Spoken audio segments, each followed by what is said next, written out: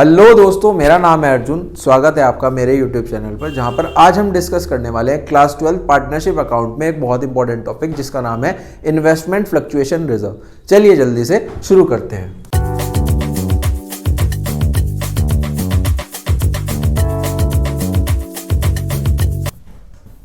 देखो, सबसे पहले तो आपको यह समझने की जरूरत है कि इन्वेस्टमेंट फ्लक्चुएशन रिजर्व होता क्या है। यहां पर अगर आप क्वेश्चन में देखोगे PQR 3 पार्टनर्स है जिनका रेशो है 3:2:1। उसके बाद तीनों पार्टनर्स ने इक्वल रेशो में अपना प्रॉफिट शेयरिंग रेशो डिस्ट्रीब्यूट कर रहे हैं। उसके बाद दो चीजें क्वेश्चन में गिवन है, एक है इन्वेस्टमेंट फ्लक्चुएशन रिजर्व, एक है इन्वेस्टमेंट। यहां पर इन्वेस्टमेंट करी गई है 5 लाख रुपए की।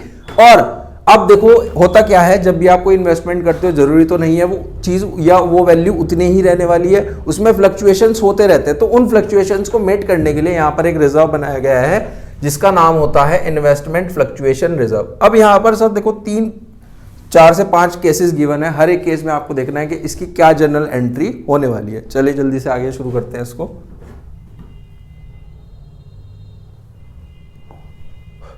देखो केस नंबर 1 क्या है, केस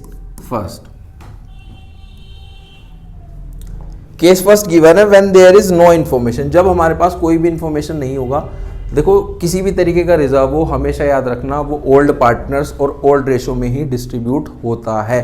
तो यहां पर हम इस रिजर्व को, जब कोई भी इंफॉर्मेशन नहीं होगी आपके पास, इस रिजर्व को आपको ओल्ड पार्टनर्स और ओल्ड रेशो में डिस्ट्रीब्यूट करना है। ओल्ड पार्टनर्स हमारे पास यहाँ पर है PQR और उनकी रेशो है 3:2:1। क्लियर है जी। चलो जी, सबसे पहले इसकी एंट्री करते हैं। इसकी एंट्री कैसे होगी, सबसे पहले आपको लिखना है IFR यानी कि investment fluctuation reserve account debit to old partners. Old partners हैं P, Q और R। इन तीनों में आपको इसको डिस्ट्रीब्यूट करना होगा। रिजर्व है हमारे पास यहाँ पर 30,000। रेशो थी हमारे पास पार्टनर्स की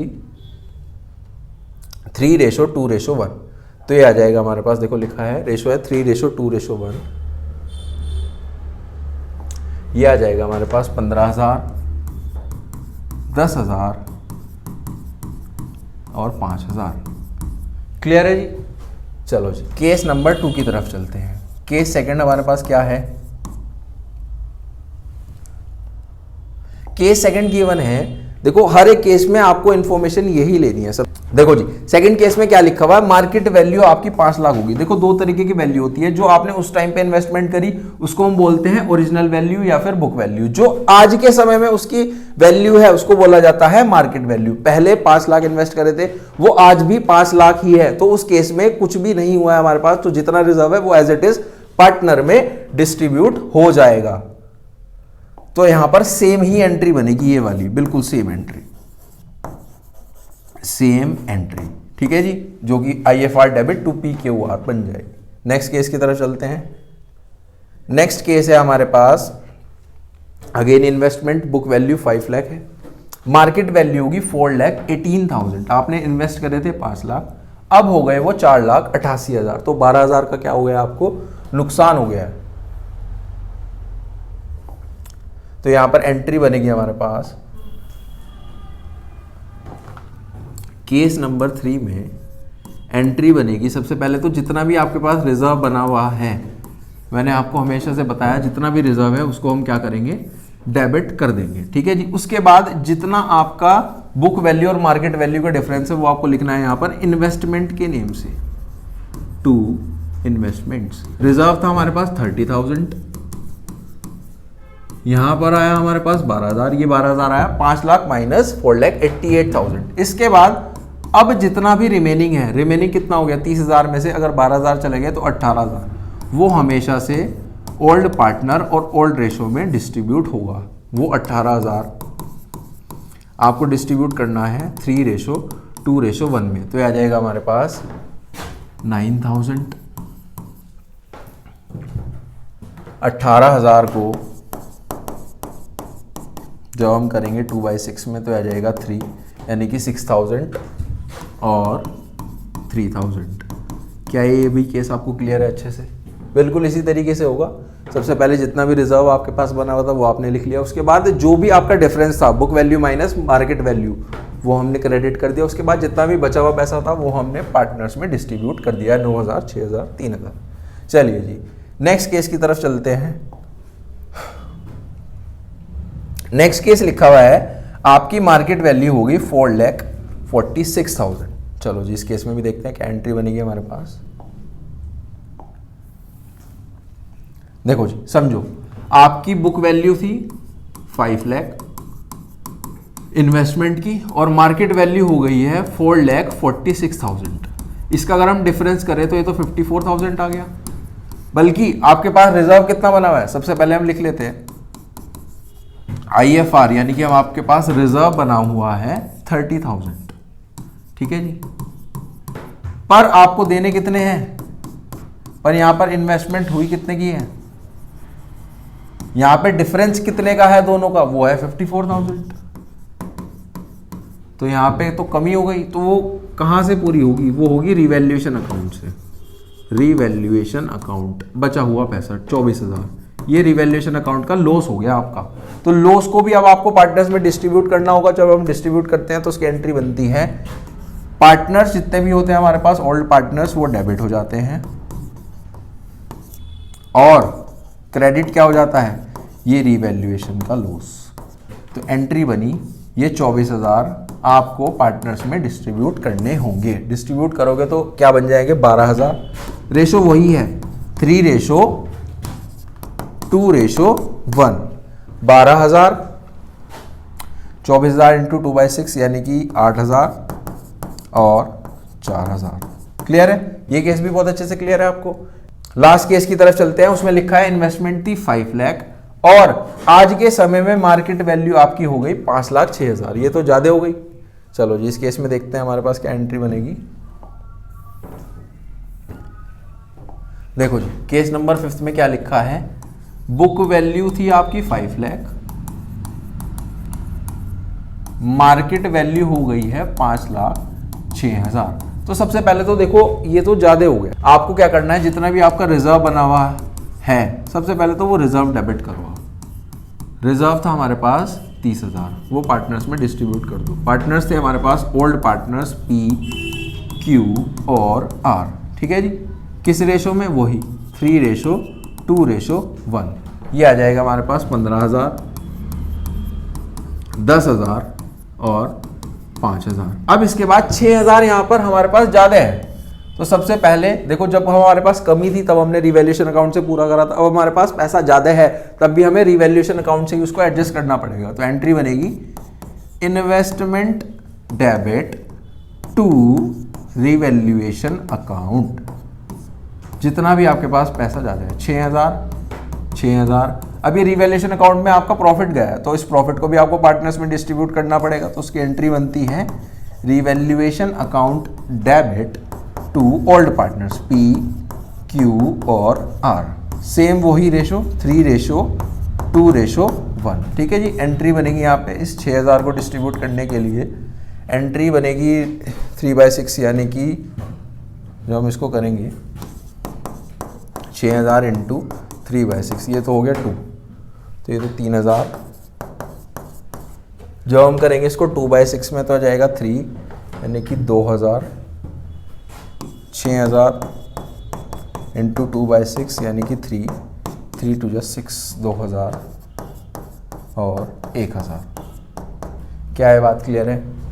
आई होप आपको इन्वेस्टमेंट फ्लक्चुएशन रिजर्व के सारे ही केसेस अच्छे से समझ में आए होंगे। क्वेश्चन और है जो कि इम्पॉर्टेंट है, उस तरह की एंट्रीज भी आपके एग्जाम के पॉइंट ऑफ व्यू से एक बारी समझ लेते हैं। चलो जी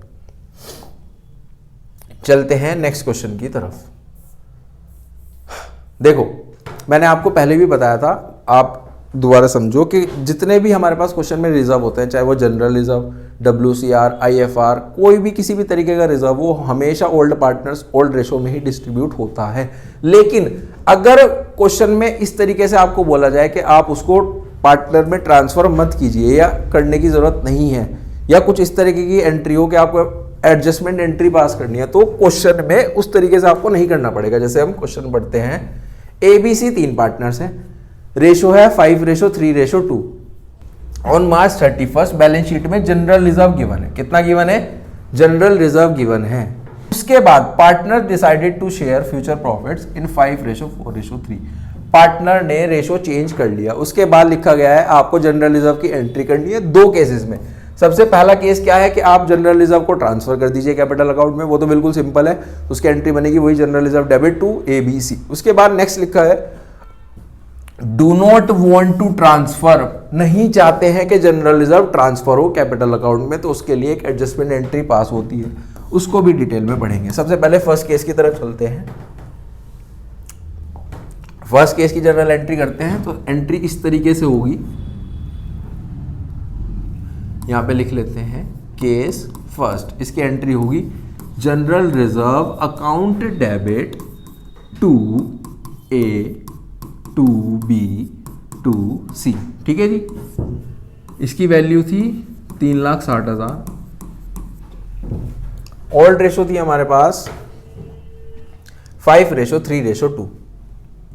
5:3:2 आपको इसको डिस्ट्रीब्यूट करना है 5:3:2 में, तो यह तो आ जाएगा 1,80,000 A का, 3/10 करेंगे और 2/10 करेंगे तो आ जाएगा हमारे पास 3,60,000 इंटू 3/10। 1 2 3 6 3 18 3 9, ये आ गया हमारे पास 1,08,000। 1,08,000 और ये आ जाएगा 72,000। क्लियर है जी, यही हमारे पास एंट्री बनती है जब आप जनरल रिजर्व को डिस्ट्रीब्यूट करने के लिए जाओगे। अब हम चलते हैं केस नंबर 2 की तरफ। केस नंबर 2 क्या कहता है? केस नंबर 2 ये कहता है कि आपको एक एडजस्टमेंट एंट्री पास करनी है। क्या पास करनी है? एडजस्टमेंट एंट्री इंस्टेड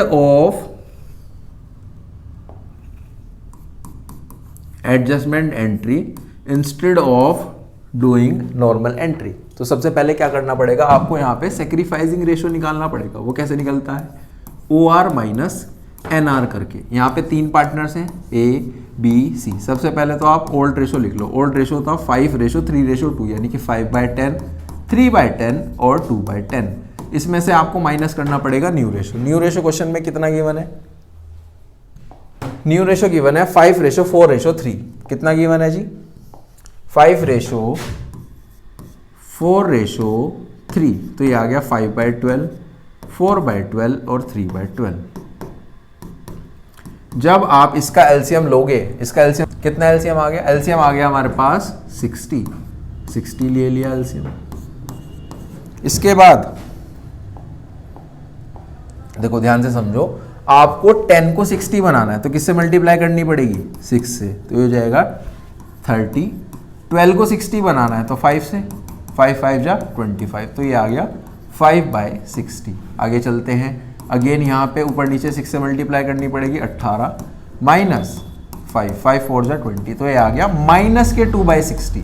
इधर चलते हैं, अगेन इंटू 6 6 2 जा 12, 12 माइनस के 5 15, तो ये भी आ गया माइनस के 3/60। देखो यहाँ पर जो भी आपके माइनस वाली वैल्यू होती है उसको हम गेन बोलते हैं, वो होते हैं हमारे गेनिंग पार्टनर, और जो प्लस में होती है वो होते हैं सेक्रीफाइसिंग पार्टनर। तो यहाँ पर एंट्री क्या बनेगी? एंट्री बनेगी यहाँ पर जो भी पार्टनर गेन कर रहे हैं वो डेबिट हो जाएंगे, जो भी सेक्रीफाइस कर रहा है वो क्रेडिट हो जाएगा। तो एंट्री बनी gaining debit to sacrificing. Gain कौन कर रहे थे? गेन कर रहे थे हमारे पास B और C। B debit, C debit to sacrificing यानी कि A। ठीक है जी, सबसे पहले तो आप अमाउंट लिखो, जितना भी इनका रेशो था, इनका रेशो देख लो, 5/60, 2/60, 3/60। चलो जी, इसका था 2/60, 3/60 और 5/60 की मल्टीप्लाई कर दो आप 3,60,000 से। 6 5 30, 30,000 आ गया। इसको देख लेते हैं एक बार। 3,60,000 की जब हम मल्टीप्लाई करेंगे 60,000 से, तो 1 0 से 1 0 कट, 6 6 36, 3 0 6 2 12, 12,000 और 18,000। यही थी हमारे पास एडजस्टमेंट एंट्री। अगर आपके पास किसी भी टॉपिक से पीएल से या फिर आपका जनरल रिजर्व से एडजस्टमेंट एंट्री पास करने के लिए है तो इसी तरीके से करना है। सबसे पहले आपको उनका गेनिंग और सेक्रीफाइसिंग रेशो निकाल लेना है, फिर पार्टनर्स को गेनिंग डेबिट टू सेक्रीफाइसिंग के अकॉर्डिंग एंट्री करनी है। आई होप ये टॉपिक आपको बहुत अच्छे से समझ में आएगा। इस तरह की और वीडियोज़ के लिए चैनल को लाइक करें, शेयर करें, कमेंट करें, थैंक यू।